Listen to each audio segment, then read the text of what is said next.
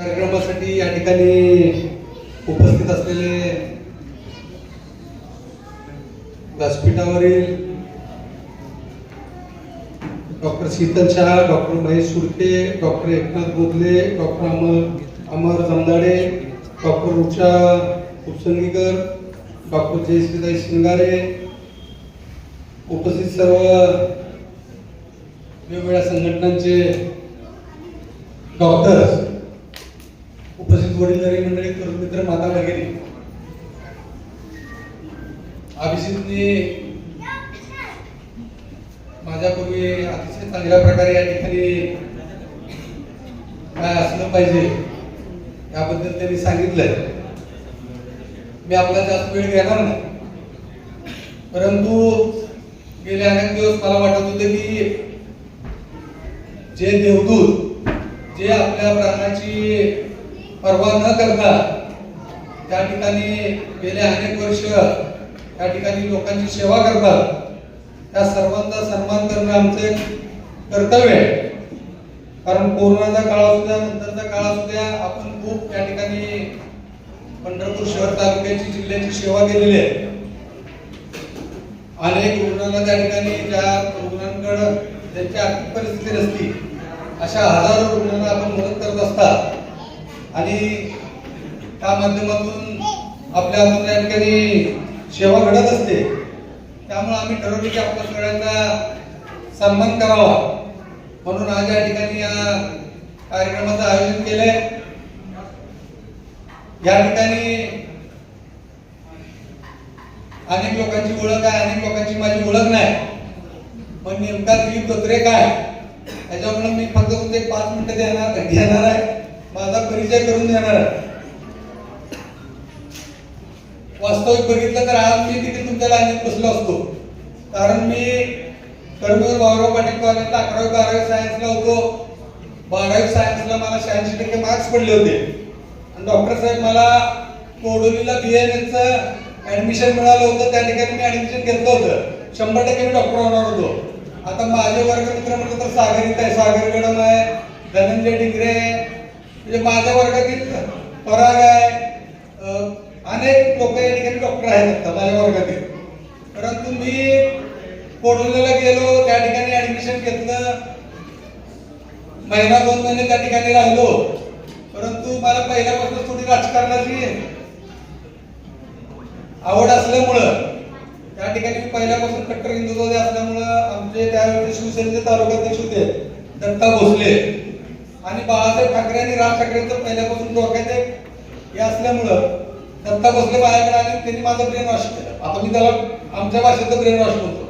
मला म्हणलं अरे काय BAMS चे डॉक्टर खूप झाले, तू तिथे नगरसेवक होशील, तुला म्हणजे असं होईल तसं होईल हे होईल ते होईल. त्यांनी मला सांगितलं. दिवसभर माझ्याकडे थांबले, आम्ही जेवण केलं. मी त्यांचा कट्टर कार्यकर्ता होतो. मला म्हणले आता कॉलेजची निवडणूक लागली, त्यावेळेस इलेक्शन असायचं, इलेक्शन होतं. मला म्हणले तू ये तर तुला युवार करू, असं होईल तसं होईल. मग मी आता विचार केला की इकडे ऍडमिशन तर घेतलंय, शिकायला तर आलोय, डॉक्टर व्हायची इच्छा आहे. परंतु आता ते मी त्यांच्या भावात एकदम हे झालो.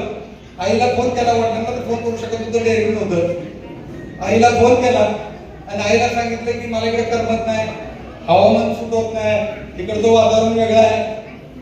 आई म्हणजे काय म्हणायचं तुझं? म्हणलं मी आजारी पडलोय. मग ते गबळ गुंडाळा नाही म्हणली आणि आपलं मग मी सगळं घेतलं आणि पंढरपूरला आलो. परत पंढरपूरला आल्यानंतर मग BAMS सोडून दिला, इकडे BSc फर्स्टला ऍडमिशन घेतलं.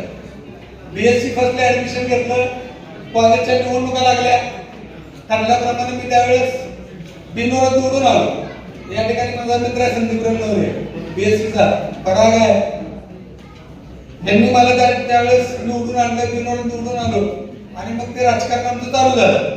परंतु त्या काळात BScचे जे आमचे शिक्षक होते ते सांगायचे की आतापर्यंत BScच्या ज्या ज्या विद्यार्थ्यांनी कॉलेजच्या निवडणुकीत भाग घेतलाय आणि तो निवडून आलाय तो फेल झाला. 100% BScचा विद्यार्थी फेल झाला. ज्यांनी त्यामध्ये हे केलं त्यांचं बाकी तंतोतंत माझ्या बाबतीत पण खरं ठरलं आणि मी फेल झालो. BSc फर्स्ट फेल झालो. BSc फर्स्ट फेल झाल्यानंतर मग मी BA इंग्लिशला ऍडमिशन घेतलं. मी BA इंग्लिश केलं, MA इंग्लिश केलं. शिवाजी युनिव्हर्सिटी मधला मी गोल्ड मेडलिस्ट आहे MA ला. आणि मग त्यावेळेस SD जाधव नावाचे प्राचार्य होते. MA ला आम्ही 42 विद्यार्थी होतो. त्यातले त्या काळामध्ये 10% रिझल्ट लागला होता आणि त्यात मी पास आउट झालो होतो. त्यावेळेस मग ते CET नेटसेट वगैरे असं काही नव्हतं. MA झाले की डायरेक्ट तुम्हाला लेक्चर म्हणून जॉब होता. मी त्यावेळेस सिनियर कॉलेजला इंग्लिशला लेक्चर म्हणून मला पार्ट टाइम संस्थेमध्ये जॉब मिळाला. म्हणजे काय झालं की काय दिवस मी नोकरी केली पण मला काय ते मन लागलं नाही नोकरी. मला वाटायचं की राजकारणी व्हावं, बिझनेसमॅन व्हावं, उद्योग वाढवावे. आणि म्हणून मग मी प्राध्यापकाची नोकरी सुटली. मी काय की 2-3 महिने शिकवलं त्यामुळे मी प्राध्यापक लावत नाही. बाकीची लोक काय नाही झाले तर प्राध्यापक लावले. पण मी स्वतः शिकवून देखील कारण नोकरी 2-3 महिने केली त्याच्यानंतर मग मी कुणाला शिकवायला गेलो नाही. त्यामुळे मी प्राध्यापक हे माझ्यासमोर लावलेलं नाही. परंतु आता मला वाटतं मी प्राध्यापक लावत गेलो सुद्धा बरं झालं. कारण लोकांना कळत दिली तो तर शिक्षित आहे. कारण मध्यंतरी काय झालं की आपल्याकडे ज्यावेळेस टॅक्स वाढीचा विषय आला, तुम्हाला सगळ्यांना माहित आहे की पंढरपूर नगरपालिकेच्या सोयी सुविधा नसताना देखील त्या ठिकाणी या वर्षी भरमसाठ करवाढ केली होती.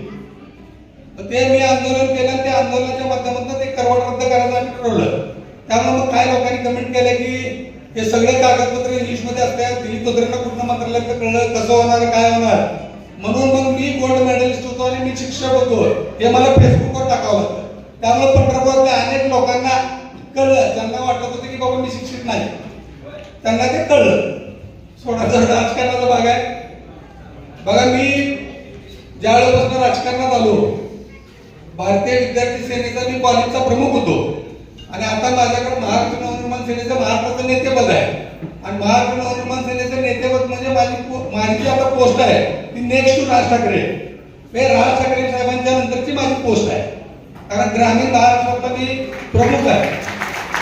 संपूर्ण ग्रामीण महाराष्ट्रात मी ते सगळं बघतो आणि सगळ्यात अभिमानाची पंढरपूरकरांसाठी गोष्ट आहे. निवडणूक होईल जाईल निकाल काही लागू द्या, परंतु माननीय राजसाहेब ठाकरे यांनी महाराष्ट्रातील पहिली उमेदवारी माहिती जाहीर केली.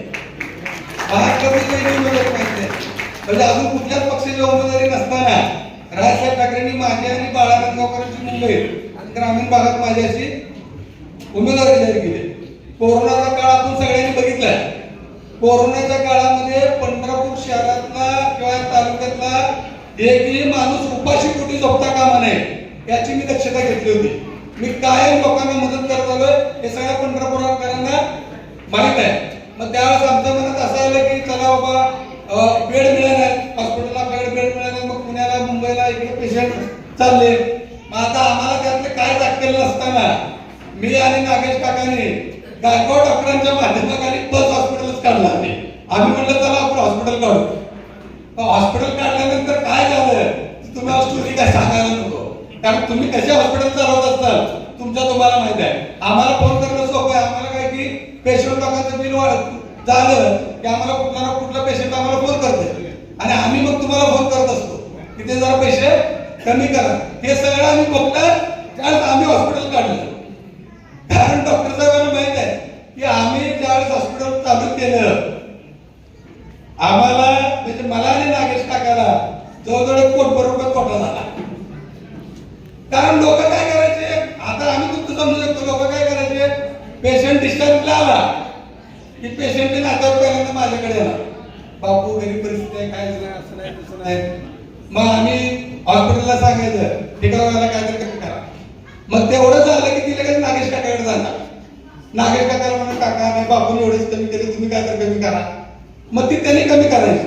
मग आम्ही दोघांनी मिळून कमी केल्यानंतर मग नात्यावर डिस्चार्ज वेळ जायचे की समजा आता 20,000 बिल असेल तर आमच्याकडे 5,000 कमी. समजा 50% केल्यानंतर पण 5,000 म्हणायचे 15,000 रुपये उधार ठेवा. मग आता आम्हाला सामाजिक करायची आवड पुढारपण करायची सवय. आम्ही त्यांना म्हटलं ठीक आहे करून घेऊ. त्यामुळं काय डॉक्टरांच्या पगारी करू शकलो नाही म्हणजे ही परिस्थिती झाली. त्यामुळं आम्ही त्यावेळेपासून ठरवले की आता डॉक्टर लोकांना आपण फोन करायचा नाही आणि केला तर मला तुम्हाला शक्य असलं तर करा. कारण आम्ही समजून जाऊ की नक्की पेशंटची काय परिस्थिती आहे आणि डॉक्टरांची नक्की काय परिस्थिती आहे. नाहीतर काय की पूर्वी आम्हाला वाटत नाही डॉक्टर असे डॉक्टर तसे, तिकडे खूप बिल झालं तिकडे काय खूप बिल झालं, हे अनुभवातून आम्ही शिकलो. त्यामुळे बघा मी कधी तर कुठल्या तर डॉक्टरांना फोन करतो, ते पण खूप पेशंटच्या ठिकाणी जर प्रेशर केलं तर करत असतो. त्याच्यानंतर पंढरपूरच्या टॅक्सचा विषय केलाय. आपल्या पंढरपूरची हिंदू स्मशानभूमी असेल, मुस्लिम स्मशानभूमी असेल, माझ्या पैशाने मी केलेले पंढरपुरात. कारण नगरपालिकेकडे पैसे नाहीत, त्यामुळे मी माझ्या पैशाने केली. ज्यावेळेस पंढरपूरमध्ये पाण्याचा प्रश्न निर्माण झाला, मी माझ्या स्वखर्चाने त्या ठिकाणी टँकर चालवले. मध्यंतरी पंढरपुरात सगळीकडे खड्डे पडले होते. नगरपालिकेने सांगितले की आमच्यावर खड्डे बुजवायला देखील पैसे नाहीत. त्यामुळं सगळ्या पंढरपूर शहरातल्या रस्त्याचे खड्डे मी माझ्या स्वखर्चाने बुजवले. म्हणजे मी या 2-3 वर्षामध्ये पॅरलल सरकार चालवलंय. मला जेवढं शक्य तेवढं केलंय. आताच 1000 बेडचं हॉस्पिटलचा विषय असेल, मी मध्यंतरी पंढरपूरमध्ये महिलांसाठी स्वतंत्र हॉस्पिटल असावं अशी एक मागणी केली होती. म्हणजे वेगवेगळं जेवढं मला पंढरपूरसाठी करता येईल ते मी करत आलेलो आहे. त्यामुळं आता उमेदवारी माझी जाहीर झाली. समजा मी स्वार्थी आहे तर माझी तुम्हाला विनंती आहे की तुमचा आशीर्वाद माझ्या पाठीमागं असावा. तुम्हाला जर वाटलं एक पोरगा चांगला करणारा तर म्हणजे निश्चितपणे मला मध्यंतरी आमच्या धोत्रे डॉक्टरांनी वगैरे सांगितले की तो सागरने सांगितले की ते जो तुमचा बायोमेडिकल वेस्टचा विषय असेल ताबडतोब त्या दिवशी उपमुख्यमंत्र्यांना भेटलो होतो. ते पत्र मी सागरला पाठवलं होतं. त्या दिवशी त्यांना सांगितले बाबा जी तुमची एसएस सर्व्हिसेस का कुठली तरी कंपनी होती ज्यांनी आता पैसे खूप लावले चौपट तर त्यांचं टेंडर रद्द करून जुनी जी कंपनी आहे तुमची बायो क्लिनिक त्यांना द्या अशा पद्धतीने मी लगेच प्रयत्न केला होता. जे जे शक्य आहे जे काम समोर येत आहे निश्चितपणे त्या ठिकाणी प्रयत्न करतोय. महिलांच्या बाबतीत पंढरपूरमध्ये कोरोनाच्या वेळेस ज्या महिलांनी बचत गटाची कर्ज काढली होती परंतु सगळं कर्ज ठप्प होतं, महिलांना ते कर्ज फेडणं शक्यच नव्हतं. त्यामुळं पंढरपूरमधल्या एका महिलेने आपली आत्महत्या केली होती की तिला मायक्रो फायनान्सच्या लोकांनी एवढा त्रास दिला की तिला सांगितलं की तुझं गॅस सिलेंडर तुझ्या घरातला फ्रीज आम्ही उचलून येणार आहे. मग ते असं म्हणल्यामुळे तिला वाटलं की बाबा आपल्या गल्लीत चर्चा होईल, शेजारी चर्चा होईल, मग आपले अप्रूव जाईल म्हणून त्या महिलेने त्या ठिकाणी आत्महत्या केली. मग त्या आत्महत्या केल्यानंतर माझ्या लक्षात आलं की बाबा पंढरपुरातल्या सगळ्याच महिला त्रस्त आहेत. त्यामुळे पंढरपूरमध्ये मी एक प्रचंड मोर्चा काढला होता आणि पंढरपूरमध्ये मोर्चा काढून मी ठरवलं तर सोलापूर जिल्हाधिकारी कार्यालयाने मुंबईत काढला आणि आपल्या महिलांना जो होणारा त्रास होता तो सगळा त्रास बंद केला. एवढंच नाही डॉक्टर साहेब, या मायक्रो फायनान्सची जी लूट केली होती ना पंढरपूर शहराला मी 150 कोटी रुपये माफ करायला होते त्या महिलांना. मग त्यांना 150 कोटी रुपये माफ केले. त्या महिलांनी पैसे भरले नाहीत, मी भरूच दिले नव्हते. मग त्यांनी पैसे भरले नाहीत म्हणलं काय केलं मायक्रो फायनान्स कंपनीने बँकांनी आपल्या पंढरपूरच्या महिलांना कर्ज द्यायचं बंद केलं. मग कर्ज द्यायचं बंद केल्यानंतर मग काय खर्च झाला बघा. दिल्ली मोर्चा काढला, हे माफ करून घेतलं पण आता नवीन उद्योगाला पैसे का. त्यामुळे मग मी थांबलो नाही. मी माझ्या स्वतःची विठाई अर्बन बँक काढली. तुम्हाला एक मोठी अर्बन बँक माहिती आहे, माझी छोटी अर्बन बँक आहे विठाई अर्बन. आणि विठाई अर्बन बँकेच्या माध्यमातून मी पंढरपूर शहरातील जवळजवळ 9000 पेक्षा जास्त महिलांना 30,000 रुपये कर्ज दिलं. आणि त्या महिलांना सांगितले तुम्ही छोटे मोठे उद्योग असाय चालू करा. जेवढं शक्य आहे मला करणं तेवढं मी करतोय. वेळ खूप झालाय. आपण या ठिकाणी आमच्या विनंतीला मान देऊन आपण या ठिकाणी उपस्थित राहिला त्याबद्दल मी सर्व बंधूंचा आणि भगिनींचा या ठिकाणी आभार व्यक्त करतो. बोलताना माझ्याकडनं जर काय चूक झाली असेल तर मला आपण माफ करावी अशी विनंती करतो आणि माझ्या